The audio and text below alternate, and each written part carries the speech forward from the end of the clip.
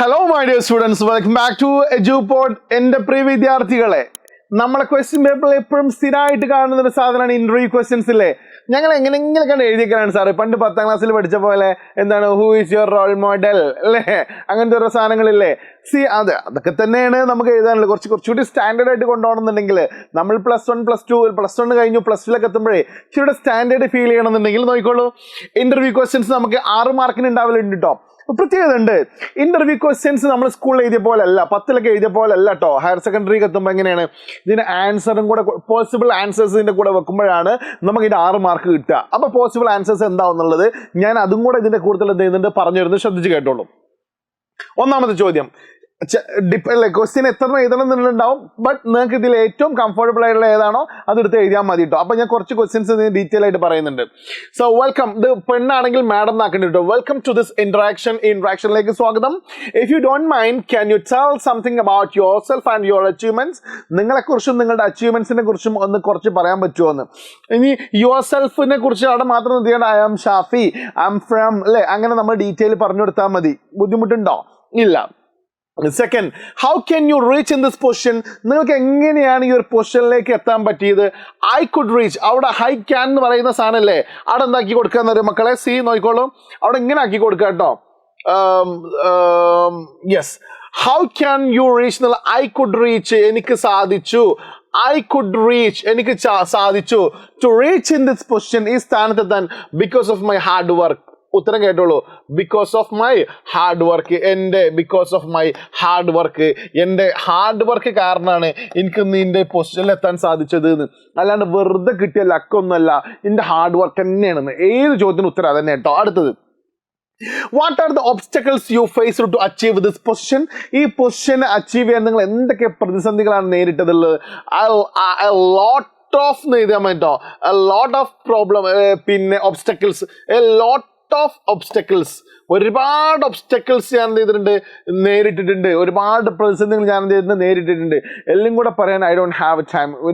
C I will tell back എന്നൊക്കെ പറഞ്ഞാൽ നിങ്ങൾക്ക് അത് ചെയ്യാൻ പറ്റും കേട്ടോ.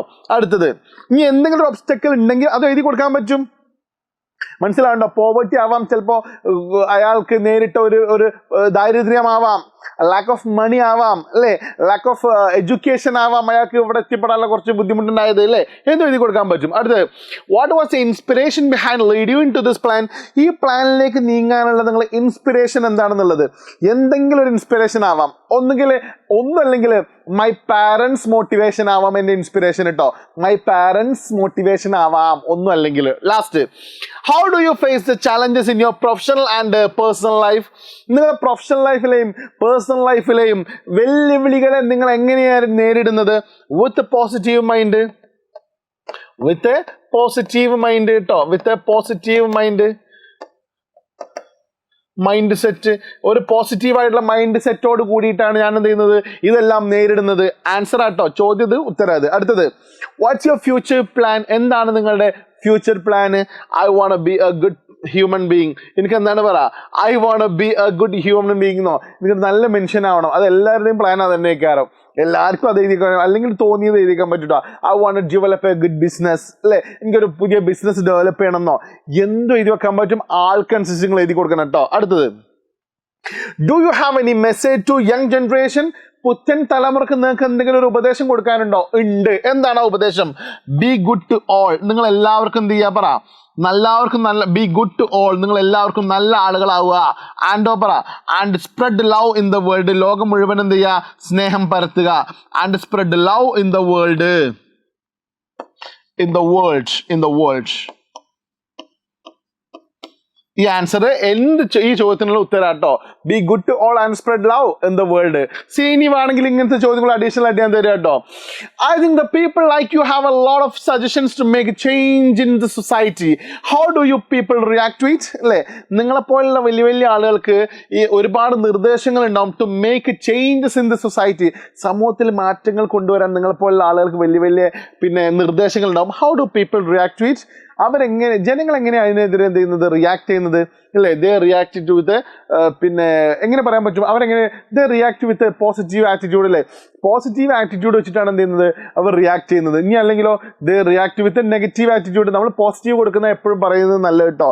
കാര്യം അത് ചോദിക്കുന്ന ആള് അല്ലെങ്കിൽ മോശക്കാരനായി മാറും, ചോദ്യം കേൾക്കുന്ന ആൾ മോശക്കാരനായി മാറും കേട്ടോ. അടുത്ത question, what do you think about the young generation? പുത്തൻ തലമുറയെ കുറിച്ച് നിങ്ങൾക്ക് എന്താണ് പറയാനുള്ളത് അല്ലേ? ക്യാൻ ഡു ദേ എനിങ് മോർ ഇൻ ദിസ് മാറ്റർ? ഈ വിഷയത്തിൽ അവർക്ക് എന്തെങ്കിലും കൂടുതൽ ചെയ്യാനുണ്ടോ? അപ്പൊ നമ്മൾ അയ്യാ of course they have to do lot of things അല്ലേ, അവർക്ക് ഒരുപാട് കാര്യങ്ങൾ ഇനിയും ചെയ്യാനുണ്ട് അല്ലേ. സച്ചാസ് എന്തെങ്കിലും ഉണ്ടെങ്കിൽ അത് എഴുതി കൊടുക്കാൻ പറ്റും കേട്ടോ. ഫൈനൽ, at present condition നിലവിൽ we can see social media platforms make the children passive. ഈ സോഷ്യൽ മീഡിയ പ്ലാറ്റ്ഫോംസ് വിദ്യാർത്ഥികളെ നിന്നിട്ട് പാസീവ് ആക്കുന്നുണ്ട്. How can you implement your ideas on them? നിങ്ങൾക്ക് എങ്ങനെയാണ് നിങ്ങളുടെ ഐഡിയാസ് അവരുടെ മേൽ ഇംപ്ലിമെന്റ് ചെയ്യാൻ പറ്റുക? മനസ്സിലാവുന്നുണ്ടോ?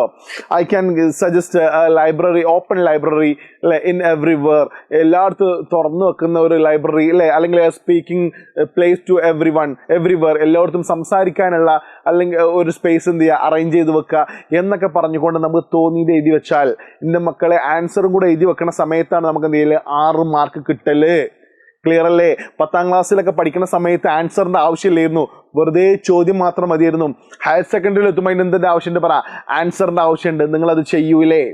ചെയ്യുന്നു വിശ്വസിച്ചുകൊണ്ട് ഞാൻ നിർത്തുന്നു. Thank you very much. This is me your Shafi sir. By.